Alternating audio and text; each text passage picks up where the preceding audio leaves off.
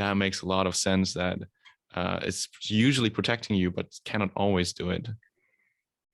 That's beautiful. Yes, and this ties in, like you said, you do a lot of meditation, same for me. And so my example would be like if I'm in Bangkok, I go down to Bangkok once a year or so, and I used to live there. And I'd come home, and my wife would always say, "Well, you smell like Sukhumvit Road. Like, go have a shower." It wasn't the smells of the city; it was the energies of the city. You would just come home feeling drained, even though you had fun with your friends. You had a great big vegan meal. It was great, wonderful laughs and everything. But you still come home. I feel so drained because I was on the train with 200 other passengers, all of whom are overworked, stressed. Only 1 or 2% meditate. So everybody's under pressure. It creates an energy field around them. And we pick that up because of our sensitivity.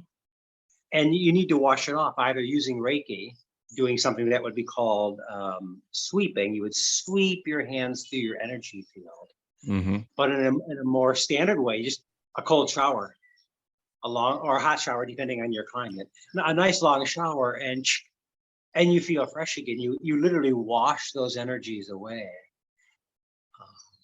And when you mentioned the city, the opposite is true. When students come out here, I'm out about 40 kilometers from Chiang Mai in northern Thailand.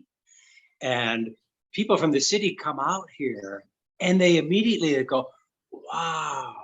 And for me, I think, hey, it's just a bunch of trees and flowers. It's no big deal. Yeah. But the urban dwellers are like, no, Tom, you don't understand. It's like, no, I understand.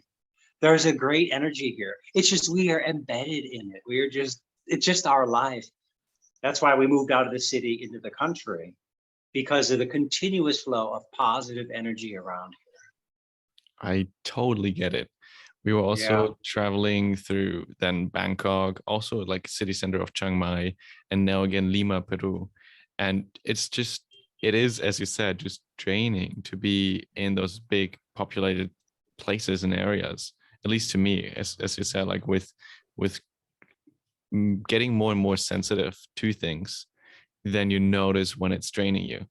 So it's quite interesting that we're now drawn also to like, okay, let's go to Cusco, it's already smaller, and then to maybe a smaller site village somewhere from there. Still a good internet connection, but like further away from the main source of attention or tourism or something like that.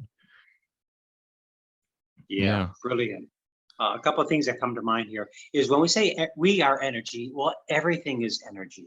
So Bangkok is an energy, and London, New York, Berlin, they are energies. You and your partner, my wife and I, we are energies. The mountains, the hills, the rivers. And so these energies are always intermingling and mixing. And with sensitivity, we can feel that. A real simple example on how to feel it. You walk into a train, which is about half full. Okay, there's 50 seats, about 25 people in there. And somehow we know we have to sit next to somebody. And we're not judging it, oh, tall person, short person, beautiful. We're actually feeling the energy of this person has a good energy. I'll sit next to him or her. Yeah. And somebody with a negative energy, okay, maybe we see their brow is furrowed or they look unclean. Okay, maybe we would choose that. But we intuitively pick up the energy of other people all the time.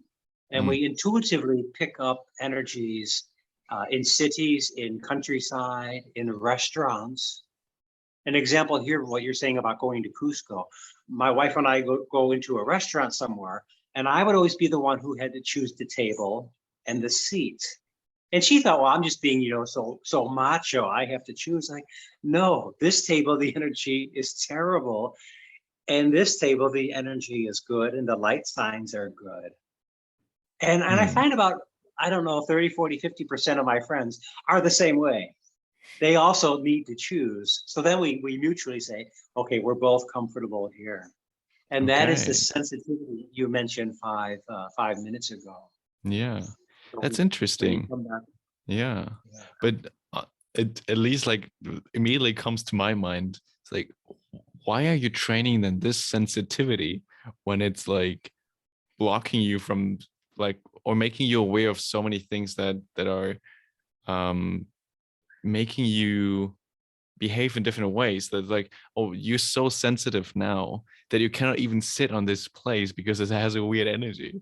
Isn't that restricting?